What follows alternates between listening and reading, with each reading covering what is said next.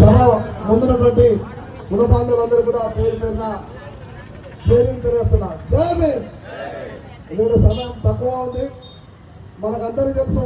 ఈ సభ అయిపోగానే లేచి మనం పోయే దగ్గరికి భోజనాలు కదా, ఎందుకంటే సమయం 3 అవుతుంది, చాలా ఆకలితో ఉన్నారు కాబట్టి ఆ బెల్లు లోపల కొడుతుంది కాబట్టి ఖచ్చితంగా అడిగిపోతాం. అంటే లోపల కడుపులో మంట మడతాను. ఆ మంట ఎట్లయితే మండితే మనం తింటారబోతామో అదే మంట ఈరోజు మానవ జాతి అస్తిత్వాన్ని దెబ్బతీసే రాజకీయ పార్టీల ప్రభుత్వాల కుట్రలు వెంటబడతారు కూడా ఆ మంట అటువైపు నడవాలని చెప్పి మిమ్మల్ని కోరుతా ఉన్నాం. ప్రభుత్వం మిత్రులారా, ఇంతమంది మిత్రులుగా వేదిక మీద పెద్దలందరూ కూడా ఈ రాష్ట్రంలో మానవ జరుగుతున్న అన్యాయము, రోస్టర్లో మానవ జరుగుతున్న అన్యాయము, నష్టపోతున్న విద్యార్థుల భవిష్యత్తు, నష్టపోతున్న ఉద్యోగస్తుల భవిష్యత్తు, ప్రమోషన్లో ఉద్యోగస్తులకు ప్రమోషన్లు జరుగుతున్న అన్యాయాన్ని వాళ్ళు స్పష్టంగా చెప్పిన జోలి బోలిగా, ఎందుకంటే చెప్పినా చెప్పి 10 సార్లు మాటలు రాసుకోలేదు. కానీ ఏం చేయాలో చెప్తా, మనం ఇక ఏం చేయాలో చెప్తాం. ఎందుకంటే ఈరోజు నల్లగొండ శుభమైంది.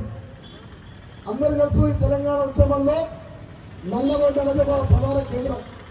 రజాకార ఉద్యమం నుంచి మొదలుపెడితే నేటి ఉద్యమం వరకు ఏ ఉద్యమం జరగాలన్నా అది రాజకీయ చైతన్యమైనా, సామాజిక చైతన్యమైనా, సాంస్కృతిక చైతన్యమైనా నల్లగొండ కేంద్రంగా జరుగుతున్న విషయం స్పష్టంగా తెలుసు.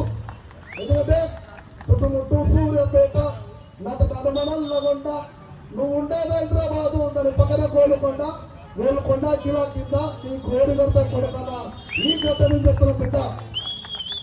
ఈరోజు మా మిత్రులు చెప్పినట్టుగా మా మాలను అనుభవిస్తున్నాయి.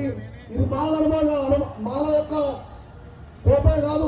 గురుపుత్రిలో ఉన్నటువంటి 26 కులాల ఆవేదనది. మనం కేవలం మాల మాత్రమే మాట్లాడుతున్నాం మిత్రులారా. ఎందుకంటే మన ఒక కులం గురించి మాట్లాడే మిగతా 25 కులాల గురించి మాట్లాడడం కూడా తప్పదు. కాబట్టి గురుపుత్రిలో ఉన్నటువంటి 26 కులాలు మాల అనుబంధ కులాలకు సంబంధించినటువంటి ఆవేదన సభ ఇది.